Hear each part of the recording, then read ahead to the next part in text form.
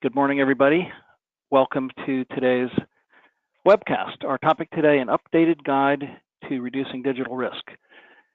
So many of you, thank you very much, are longtime PBSI clients, and I want you to know that each of you are valued. Many of you, this is your first exposure to PBSI. Our goal today, as always with the webcasts we do, is to inform and educate. The content that we create and update really comes from ongoing research that we are constantly paying attention to help clients remain protected. So I normally speak quickly anyway. If you're familiar with that, I apologize for that. I'm going to speak more quickly today because I'm going to try and pack more than a half an hour's worth of content into a half hour. Our topics: how would I know if I have been attacked, or what are some warning signs? What are the most common threats that we are seeing, and what can we do about them? So what are the defenses that are appropriate for each? We're going to talk about security attack surfaces. What are the most vulnerable areas of our organizations, and how do we protect and minimize the risk of each attack surface? And then overall, we're going to summarize components of effective defense. I'm going to do a couple of short demonstrations along the way. Thank you once again for your attendance.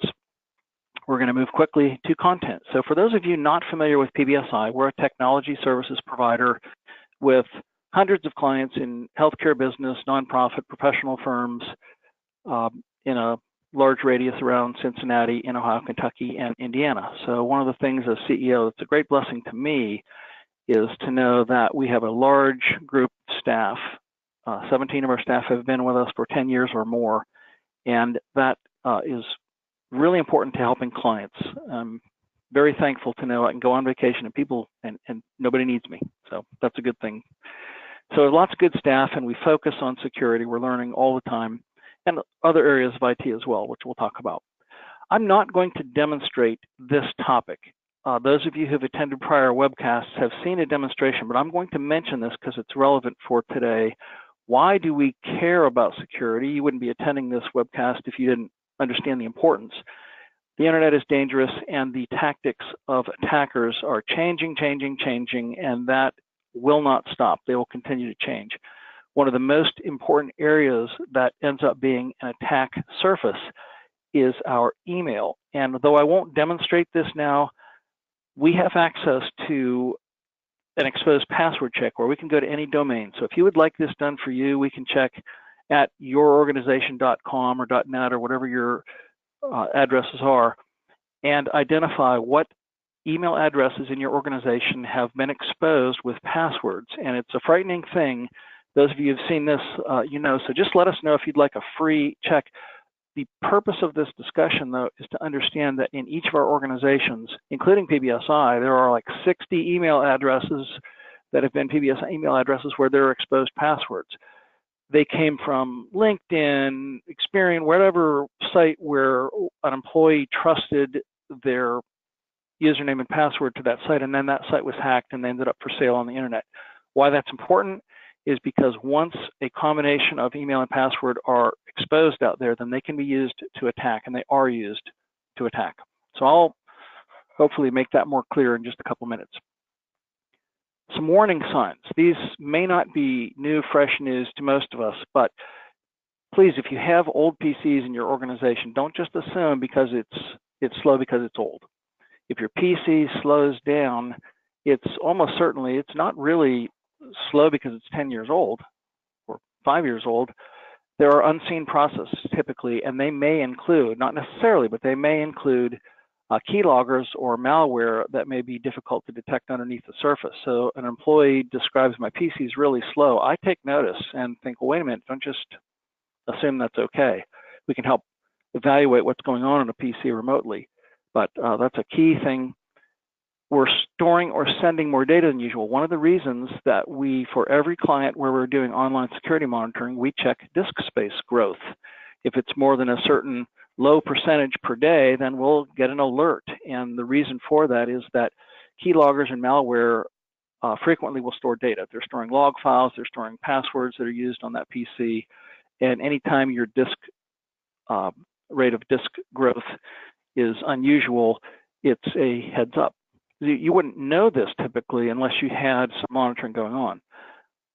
Everybody's experienced things that download or buffer that take a long time. It could be your internet. It could be that you need to reboot your PC and clean out some processes that haven't been cleaned out for a while. But it could be that something else is going on that is using bandwidth and interpreting things that are coming in and out through the internet. Programs and apps start crashing. Something changes in the reliability of my PC. It's a heads up. I should not ignore that. Make sure that IT is aware. And if PBSI is your IT support, just send us an email and we can look into that PC and you need it checked out. More pop-up ads. There are settings, which, by the way, we publish dozens of free how-to. One of them is how to set up Windows 10 and how to do it securely, where you can minimize the amount of advertising content that is permitted. But adware is very, very common, and you see more and more pop-up ads. All of a sudden, you're seeing things that look unusual. Don't just say, well, that's okay. Something is causing that. And then among the most obvious worst examples, you get a message on your screen that is unexplained, that you just don't know why this message popped up there. Depending on the severity of the message, this is, at some point in time, you may decide to unplug your device and call support. So I'm not trying to be a fearmonger, but if I wasn't doing anything on my PC and a message pops up, that it's just not a good thing. Okay, so those are some heads up that you might pass along to staff.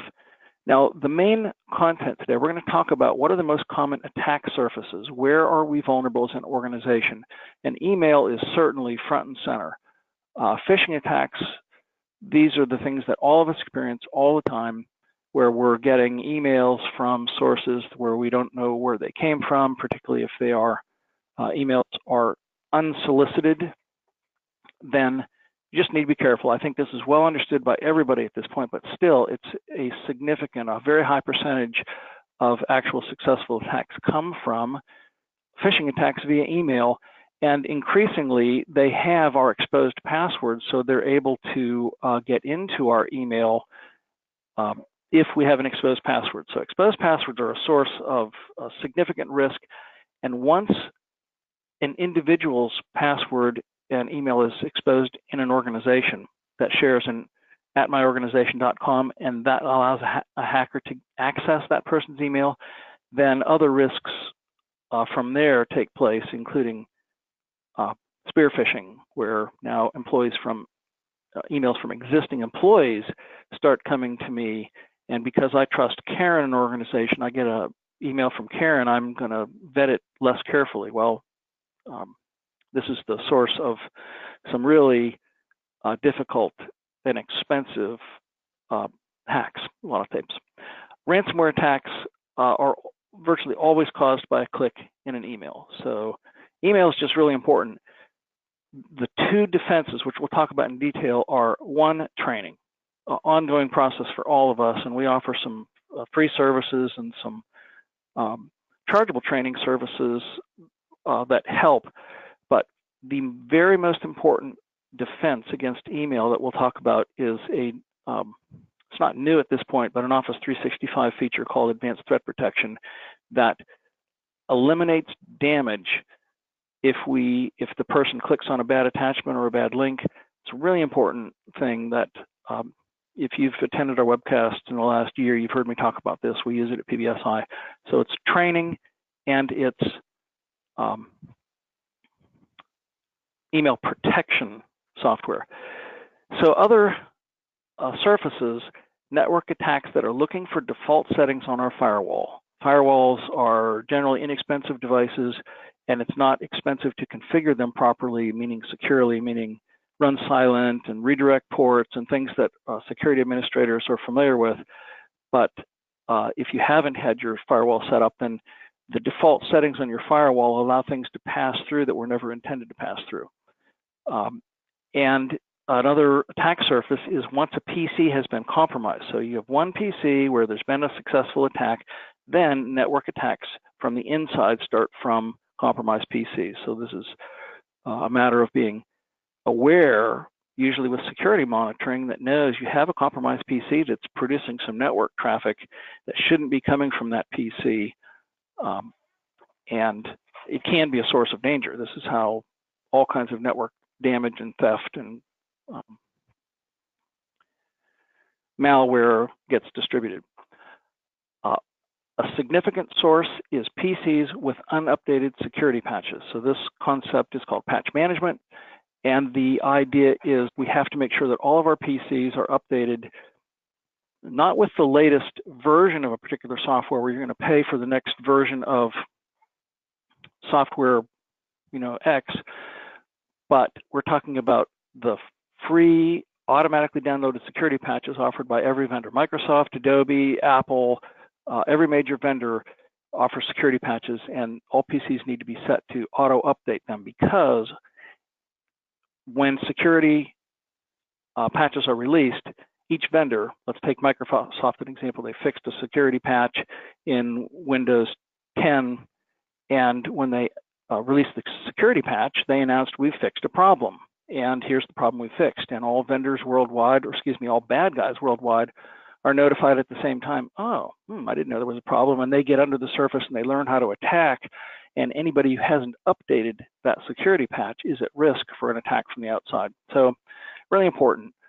So updated security patches are important as a protection, and they're a risk surface. Other risk surfaces: accidental exposure of data via staff mistakes, whether it's using the same login for a bunch of programs that allows an outside source to use that same login to get exposure to data that is otherwise confidential. It's frequently staff training and staff mistakes.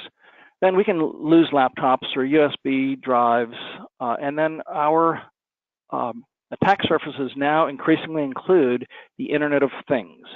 These are things like medical devices, washing machines, dishwashers, refrigerators with temperature sensors.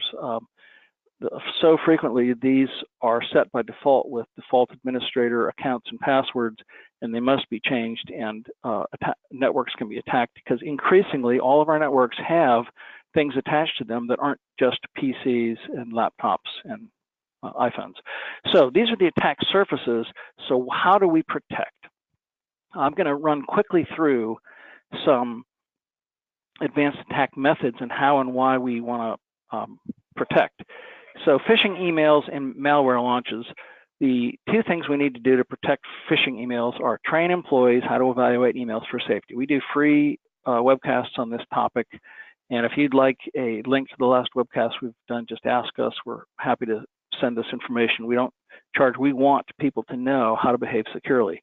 But we also do free handouts for this. I'm going to demonstrate, and you'll hear me mention lots of times when we're talking about email, is click filtering software. So at Office 365 Advanced Threat Protection, which is $2 a month, and it presumes you have either Office 365 Business Premium or Exchange Online. So if you don't have any tools in place now, $4 a month for Exchange Online plus $2 a month for this Advanced Threat Protection. Total of $6 a month per email address. You can install and put in place this click filtering software, which what it does is when you click on a link or an attachment in an email, Microsoft sends the entire operation through a secure website in the cloud that they call safe links, and they explode everything that's going to happen in real time. And if everything's fine, they just send the message on. If it's not, the user gets a message that says, sorry, that was a bad choice, and that's it. Instead of a ransomware attack, it's I'll do a quick demonstration of this, but so I'm describing this now, but the defenses against anything related to email include employee training and click protection software. Spear phishing, I mentioned this. This is where one email address is compromised in an organization, and it's used to gain access to other emails, resulting in legitimate email, purportedly legitimate emails that really seem to come from our CEO to the CFO that says, release this information or do this financial transfer. And this has happened multiple times. We've seen it. and the incidence is increasing. So again, train employees and train everybody to be evaluating email addresses from within the organization as well. So some of the techniques that are used, once understanding that exposed email addresses and passwords are out there. So if I use a normal password, which is a big no-no, and I've associated that on multiple sites with my work email address, and that's for sale out there, then the bad guys can use password sprays where they're trying that combination of email address and password on all the banks in the world, and all they have to do is limit the number of guesses they send per day to each of the sites, and nobody's the wiser. It was just a bad password attack, and so this is used to compromise financial accounts all over the place. So again, train employees, and when it comes to this kind of attempt coming into our organization, set our firewalls to recognize there are things that can be done to recognize repeated failed logins even over a period of days. So rogue recoveries, this has to do with hacking via a mobile number, and I've included some screenshots here where we get a text and it says reset your password or enter the last password used. These could be legitimate. Google does send some text, but they will never ask you to enter your both factors on your phone. So just recognizing that you have to be careful with phones. And so if you get a message that says you need to recover your password or reset anything from any vendor, don't respond on the device received. If you get it on your phone, don't respond on your phone. Go log into the website directly, and this is a matter of training. Okay, some advanced hacking techniques we're seeing. If you notice on my screen what looks like a hair, what looks like a little dot here, there are techniques used now where this is not just a hair. If I clicked on that, that's actually a link. And if I had a touch screen and I tried to wipe off my screen with my finger, then this could be used to be the same thing as a link. And I've just clicked on a link and I didn't even know it. So called carjacking, another variation where this link looks like it's going to Amex.com or something, but at the last second, see when I hover over here, the actual email address is spam link. That's a bad email address. And if I clicked on it, bad results would happen. But when I'm ready to click, as soon as I put my mouse over here, the link changes. That's what's called clickjacking. It's a nefarious technique. Password theft. This really involves firewall settings for defense. So passwords are stored in encrypted. There are different encryption methods, but these hashes can actually be stolen without clicking a link. So in order to protect, we can set our firewalls to block outbound authentication logins or filter inbound authentications for certain things. And to, this is an important thing on our firewalls, block certain kinds of ports. These are all technical things. I don't expect anybody here to know, nor do I, what all these things are, but we've just learned that making some settings on a firewall can limit the ability for password theft to be used effectively attacking our network. Okay, so common external hacking techniques. So we were talking about email primarily. Now we're going to talk about firewalls. So if attacks going through our firewall, we want our firewalls to be set to run silent. There are so many attacks that are pings, and you may not know this, but if you have a firewall, your firewall is likely getting hundreds or thousands of pings per day, every day, and if it's set correctly, it simply ignores them. What they're looking for is they're asking questions electronically and hoping that the firewall will respond back. Yes, I'm of this kind of firewall, I have this kind of software running. And if the ping, if you don't have a firewall, it exposes all of your PCs and servers to individually answer these pings, and they need to be set to run silent. But the importance of a firewall is key because it takes all the traffic and deals with that with the same security settings. So we set our firewalls to run silent, and we redirect or close off services. Again, it's a technical concept. I won't belabor this, but there are telnet services and remote desktop services and dozens of different kinds of services where the default ports are established and people know what the normal port is for telnet. We either want to turn off these services, or if used, change the port. It's called redirection. And again, it's something we do routinely for clients. If you have a PBSI firewall, we have made these changes for you. You didn't have to ask us. We just understand how to set your firewalls securely. And if you're not a PBSI client, we're happy to help. It's not expensive to do the right thing. It just requires some knowledge. So then there are attacks going through our firewalls. There are attacks going around our firewalls. If we don't have a firewall, every device is directly exposed to pings. Significant increase in the number of attack surfaces. Now, instead of our firewall being a big attack surface, a focused attack surface, now we have a bunch of PCs and other devices that are individual attack surfaces. Email attacks, the concept of zero-day attacks means that there's something that's been done that is new today. There's no firewall or antivirus software that's been pre-exposed to this attack, so they can't recognize it and they don't block it. So it gets through email and it prohibits firewalls and antivirus from doing anything. This is where a zero-day attack is where Microsoft ATP comes in, because if I do click on something, then even if it's never been seen before, it's exploded in the cloud and damage is prevented. So there are attacks that come by getting access to our wireless, another way to get access to our network. So the settings of the security of our wireless and how we grant permissions and passwords to our wireless all are very relevant.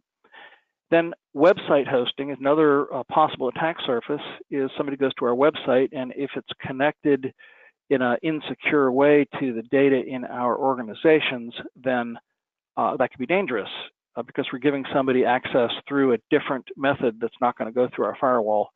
And so we want to limit permissions of users accessing the website. That doesn't mean that you're not allowing people to see certain things. You might well do that, but the security permissions of the users who you let onto your website can and should be modified. So defenses: install a firewall, train employees, spearfish testing, set your wireless access points correctly.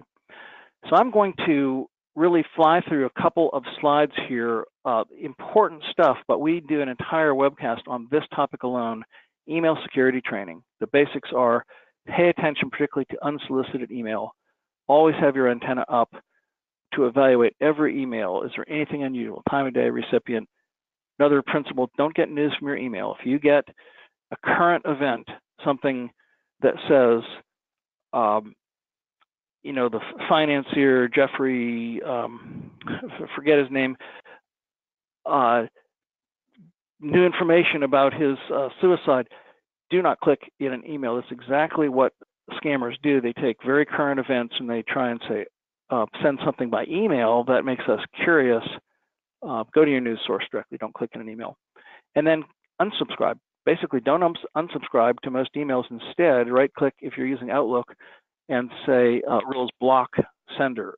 Then the sender's email never comes through, but you're not giving information to them through the unsubscribe process that says, yeah, this is a real email address.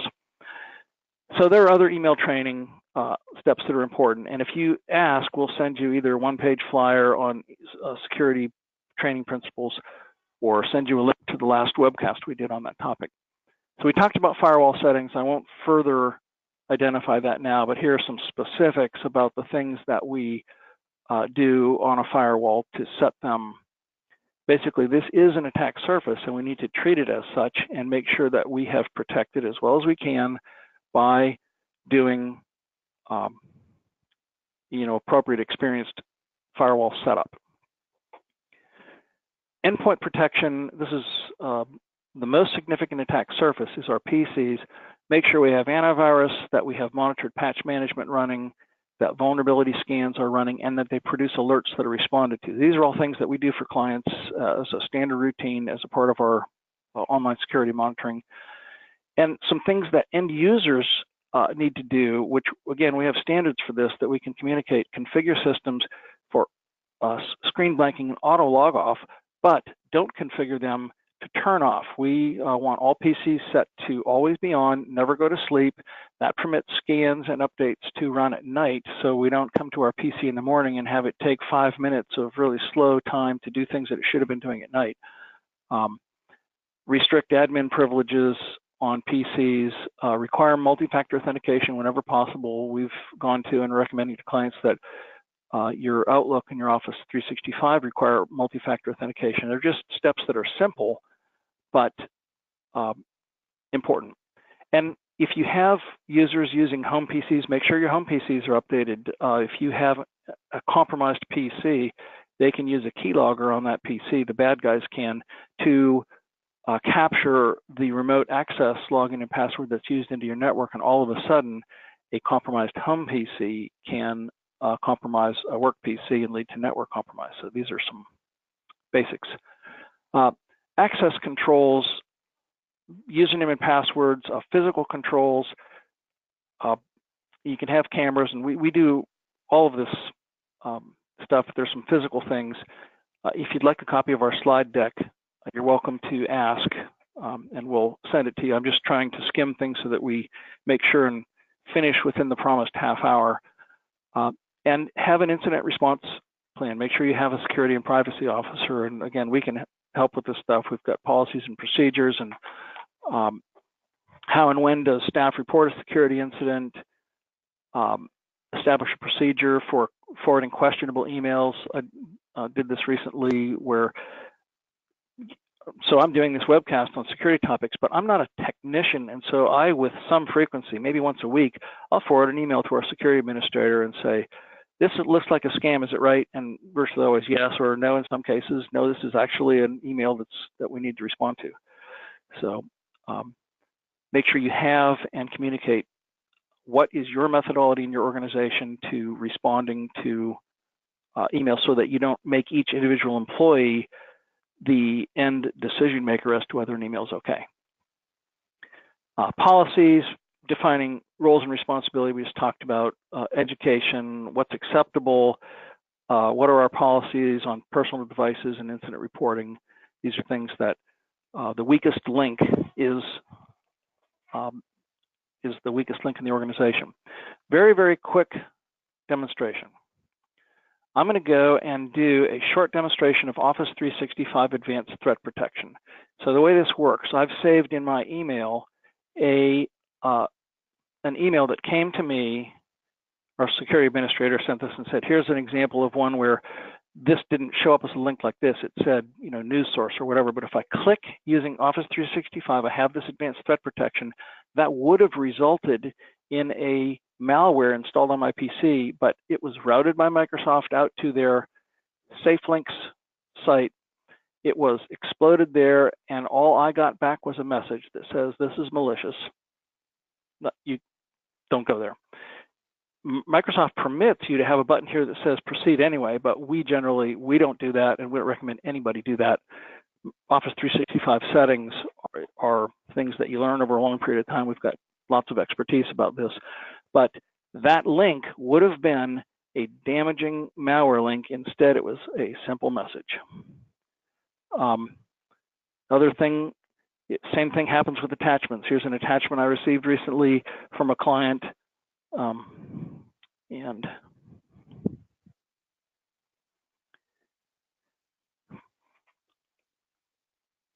access to this website's been blocked. So that's interesting. So in this case, that's different than the last time I tried this. The point isn't what the message looks like, but the point is you can't go there.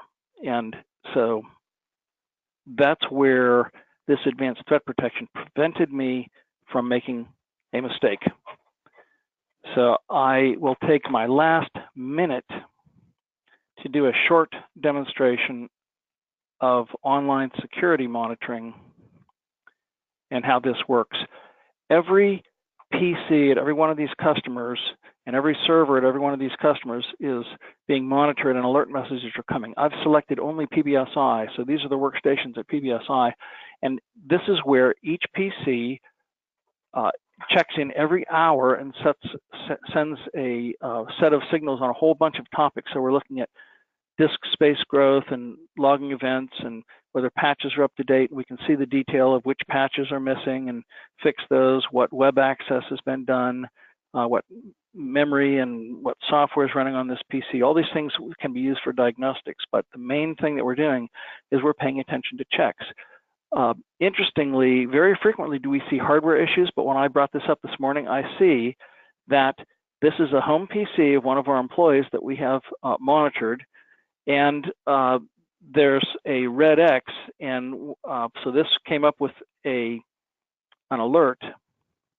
Maybe already fixed this, because when I did this earlier, the alert showed a hard drive error on that PC. So the PC hadn't failed, but it had issued an error that caused us to do something. So Adrian's one of our security staff, so I should have told him not to fix that before this demonstration. But the point is about security monitoring is we see failed login attempts, we see patches that aren't up to date, we see virus issues. It tells us the status of antivirus on every PC. And here's one where it's in process of taking care of something, because you can't prevent this always from happening. So what you can is mitigate. That's what we do. All right, end of demonstration. We're finished with content. In summary, protect your email, make sure your firewalls are set up correctly, make sure your PCs are protected, and there are other important things, but the goal today is to help inform about where are our biggest vulnerabilities in most of our organizations. We can help with Exchange Online and Advanced Threat Protection, online security monitoring, risk intelligence, where we can find at-risk data on your PCs and network, security training, a lot of areas we can help, but I want to say we're finished with content. I thank you for your attendance, and hope everybody has a good day. We're finished. So now you're welcome to log off. We're finished with content, but I want to, now I'll stay online and wait for questions. If anybody